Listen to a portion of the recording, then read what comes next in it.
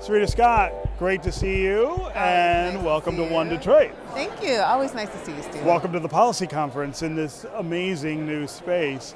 You are on a panel today talking about the role that philanthropy plays in economic development and community building. Let's start there.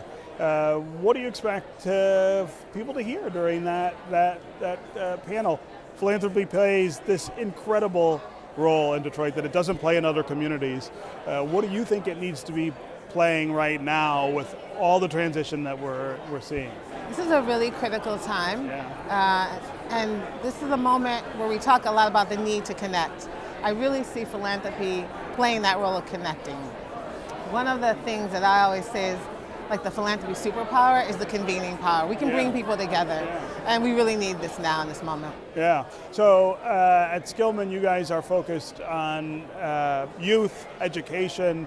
Tell us what you're up to now, given how different things are than they were just a year ago. I mean, it's amazing to think of all the things that have changed and all the problems that have surfaced or gotten worse in that time.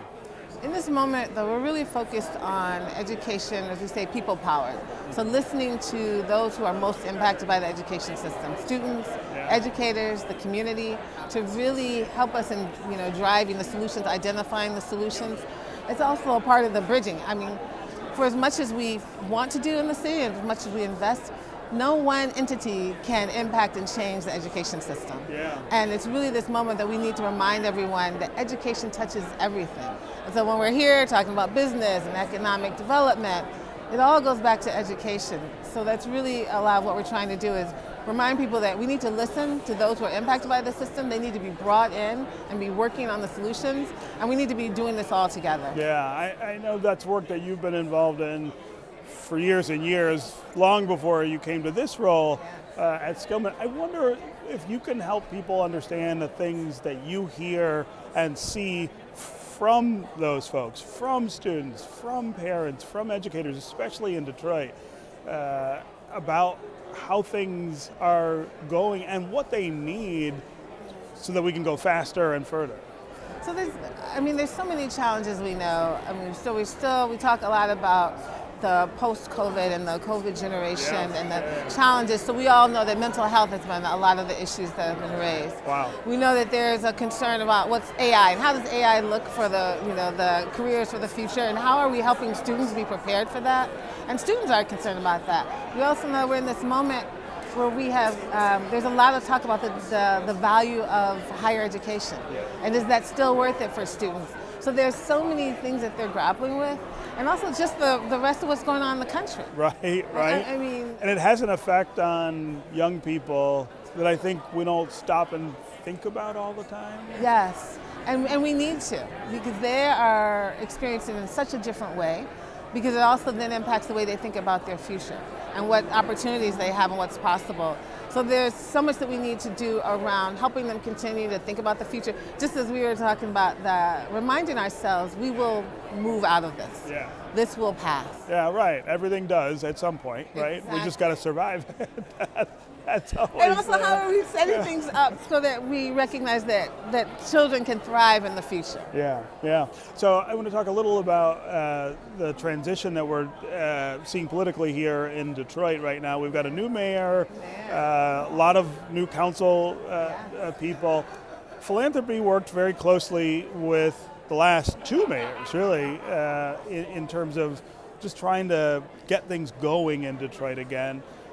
Is there a different role philanthropy will be asked to play for this new administration, or is it just kind of making sure everything's still standing up and moving forward?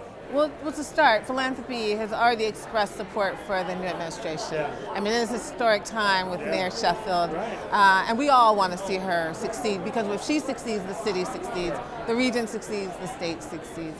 It remains to be seen if there are some different roles that she might be interested or the administration might need. But what is consistent is that there is clearly an intent across the sector that we want to be supportive and do what we can. Yeah.